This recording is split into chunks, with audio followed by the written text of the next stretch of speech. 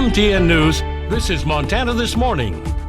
Frankly, there are probably a number of taxpayers who already overpaid. A miscalculation by the Montana Department of Revenue has city, county, school district, and town officials throughout Gallatin County trying to figure out how to re-budget at the last minute. I'm Edgar Cedillo, and I'll tell you what some of their concerns are coming up. Vice President Harris's running mate, Governor Tim Walz, introduces himself to the nation. I'm Caroline Cummings in Chicago with a recap of that speech and what to expect from the final act of the Democratic National Convention tonight as Vice President Harris prepares to address Americans. And grasshoppers, they are destroying fields all across Montana. For your Montana Agriculture Report, we're going to see the current trends and what the future looks like. And both of Bozeman's high school golf teams getting some professional help. Coming up, Sir Nick Faldo takes to the links with the Raptors and the Hawks. Already it is 6 o'clock on this Thursday morning. Jane McDonald, Matt Elwell with you. Tons of planes getting ready to, I'm sure, taxi off and leave the Big Sky area, and beautiful weather to do so, at least in the morning. Even the afternoon's going to be pleasant. I don't think that we're dealing with anything too out of the ordinary. 10 to 20 mile an hour winds, about all that we're going to have to deal with. Our temperatures this morning generally holding into the 40s, 30 degrees right now in West Yellowstone. You look at the satellite and radar imagery, there's just nothing really intimidating about any of it. Air quality, not top notch, but we're still in the green as it stands now. Temperatures today expected to be into the 80s. We're looking at mostly sunny skies and quiet conditions for the next 24 hours. I'm going to talk more about your longer term forecast, a big cool down on the way. That's all coming up in just a few minutes. All right. Thank you very much, Matt. Now, all eyes are on Chicago tonight with Vice President Kamala Harris set to accept the Democratic Party's nomination for president. Last night, her running mate, Minnesota Governor Tim Walz, gave a rousing pep talk as he accepted the vice presidential nomination. CBS News' Caroline Cummings has more on yesterday's key moments and a look ahead to tonight's big wrap-up from Chicago. Never underestimate a public school teacher. Minnesota Governor Tim Walz, former high school teacher and football coach, gave what he called a pep talk while accepting the Democratic nomination for vice president as his family at times tearfully looked on. There'll be time to sleep when you're dead. We're going to leave it on the field. That's how we'll keep moving forward.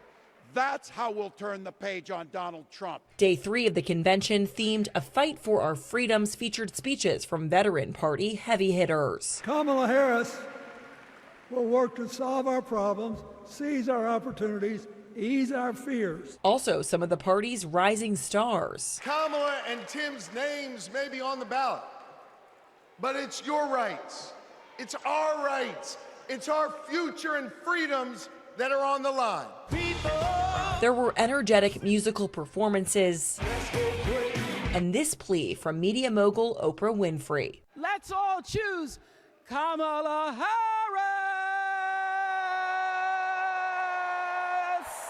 Vice President Kamala Harris was not in the building last night for Walz's speech. She was preparing for her big moment tonight when she accepts her party's nomination for president.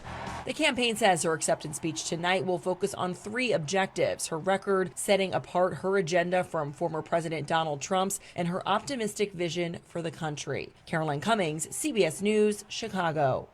And today, Vice President Harris and Governor Walz's opponents, former President Donald Trump and Senator J.D. Vance, are focusing on immigration on the campaign trail.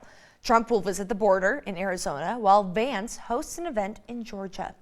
Now, a little bit closer to home, hungry hoppers with an appetite for destruction. High grasshopper populations are widespread across much of Montana this summer, a cycle that has persisted for several years. MTN's Russ Rasinger takes a look at how this small insect is having a big impact on some farmers and ranchers. It's very frustrating, you know.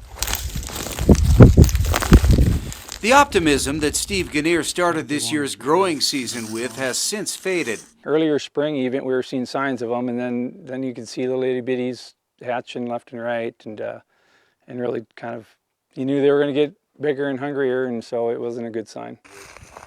You couldn't hardly walk without just being nauseated by how much we're moving on front of your feet. Well, we are seeing plenty of hoppers still. It's a cycle that USDA State Plant Health Director Gary Adams says Montana has been in for the past several years. We say, or have said in the past, that 8 grasshoppers per yard essentially can compete with a cow-calf pair. It eats about the same amounts.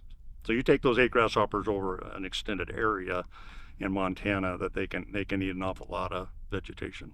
I count 4 or 5 different species in there right now, just looking at it. The hungry hoppers have certainly taken a toll on Ganier's operation. See how much is laying on the ground. See all the wheat heads down on the ground? They'll come in and they'll just clip the heads right off of the wheat plants. Yeah. They've eaten all the goodness. Would you say they took the goodness out of a field? Took every bit of the good out of it, yeah. And that's left him with some difficult choices. You either lease more ground to pasture your cows and supply hay for them, or you cull back, and which is what we did, is just downsize the herd a bunch. The USDA does offer education outreach as well as some suppression options for landowners. And while it's too late for this year, a warm, dry fall could make next year a challenge once again. If you wait until they're flying like they are now, it's really too late to do anything about them this year. So start talking now about next year. Ganier says he'll hope for the best next year, but as anyone who's been around farming or ranching can tell you, there simply are no guarantees. Yeah, it's been disheartening, but it is what it is. In Musselshell County, Russ Riesinger, MTN News. And a creek that feeds into the Big Hole River and an irrigation dam near Deer Lodge are 2 projects that received funding by the Montana Fish and Wildlife Commission. Nearly $390,000 was approved to improve Montana fisheries. Improvements include restoration of streams to a natural condition, installing fencing, restoring stream banks, and more. The projects will help bull trout, mountain whitefish, west slope cutthroat trout, brook, brown, and rainbow trout. And some Montana ore diggers got a look at their new digs on the campus of Montana Tech yesterday. Montana Tech staff was busy helping incoming freshmen move into their new dorm rooms on the campus a few days before the fall semester begins. This freshman from Missoula said she decided to get her engineering degree at Montana Tech after a recent visit to the mining city. The people in Butte, honestly. I came down here for divisional basketball and had a great time with a lot of the high school seniors at Butte High School, and they all convinced me pretty much. First day of classes begin this Monday. And 6-time major champion golfer Sir Nick Faldo taught a clinic to Bozeman and Gallatin High School golfers. Our Megan Elaine reports on why he's giving back to the Bozeman community and spreading words of wisdom for young athletes. Today, Bozeman and Gallatin High School golf players got the chance to meet up and get some tips and tricks from someone who is considered the best golfer in the world. It was so great. It's definitely one of the best opportunities we've ever had on this team. Gallatin High senior Wrigley Laux loved getting the chance to gather knowledge from Sir Nick Faldo, an English retired professional golfer. He was ranked #1 on the official world golf ranking for a total of 97 weeks, along with 41 professional wins. Wrigley practiced swings at the Valley View Golf Club with the pro. Yeah, I was a little bit nervous, but it was so fun and it was so great to learn from him, and I'll definitely be taking those tips into play when I'm playing out on the golf course. Sir Nick says golf is applicable in many life aspects. A lot of lessons in golf can be applied to yourself and business and life and that sort of. So, I love rattling away. He says a lot of the game lies within failure.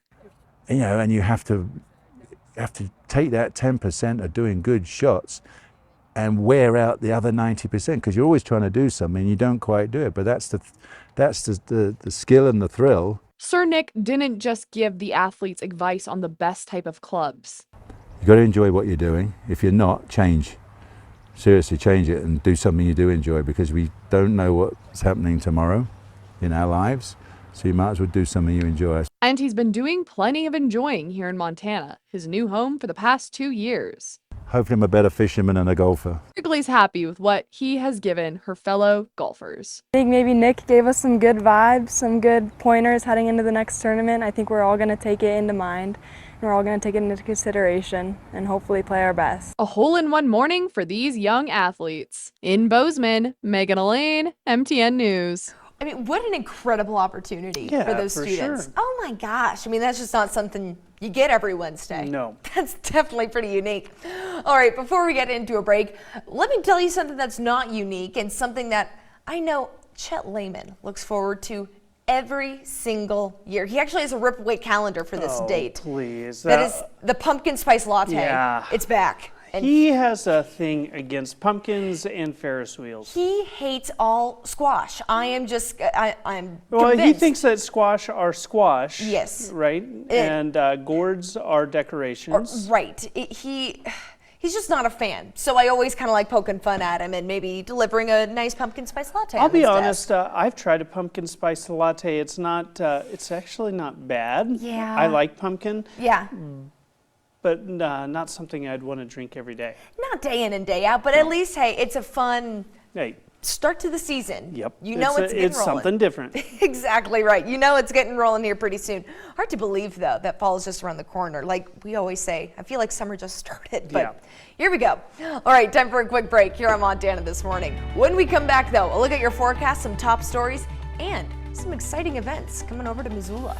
I'm Kyle Hansen here inside Washington Grizzly Stadium, where we take a look at the UM Concert Series and ahead to the Grizzly home opener.